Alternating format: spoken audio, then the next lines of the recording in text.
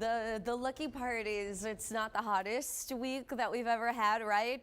But it is still pretty humid out the door as you're waking up. So we are looking at drier conditions. The wind is out of the north at 14 miles per hour. Current temperature 77 degrees outside. Our dew point is 76, so that means it's a little muggy. Visibility is in great shape through Corpus Christi. So here's the latest look at radar this morning. As you can see, much drier conditions. The only things really showing up are wind turbines across the area. A few little passing clouds, maybe with a little bit of moisture moving through Duval County, but most of the action offshore, and that's moving south. So from the north to the south, that's because the wind is out of the north, right? So we do still have a flood watch for our coastal counties. So that flood watch is going to be through this afternoon, 1 p.m.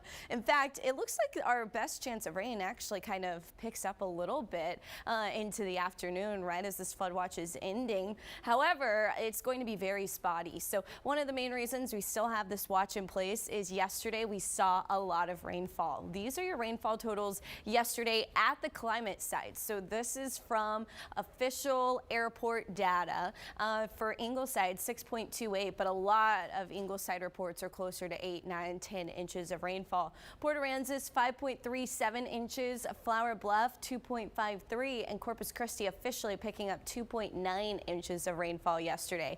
Now today, again, the area with the best opportunity of rain is going to be right along the coast, but it is going to be much more scattered than we've been dealing with.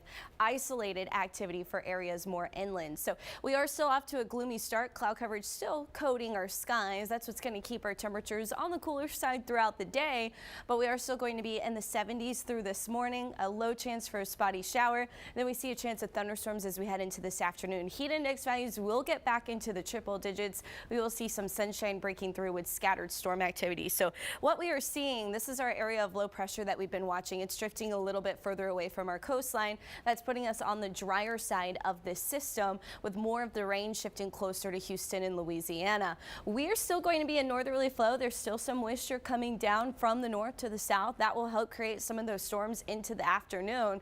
Technically, a weak frontal boundary associated with this area of low pressure does drift to our south, but in the upper levels of the atmosphere, we don't get a boost in that southerly or that northerly flow until we get into the weekend. That's when it will feel drier and cooler, especially for the morning. Now, one thing to note, this low is still kind of hovering in the area. We may see the return of some of that tropical moisture as we head into Tuesday, Monday, Tuesday, Wednesday of next week. So that's something to keep an eye on, but it doesn't look over the top in terms of rainfall. We're talking maybe a 30% chance of rain on Tuesday. So that's pretty low in the grand scheme of things. As far as temperatures go, we are going to see cooler overnight lows behind that frontal boundary. So we'll talk more about how that's going to play out and how amazing the weekend is going to feel for us, even with highs still in the 90s coming up in the next half hour.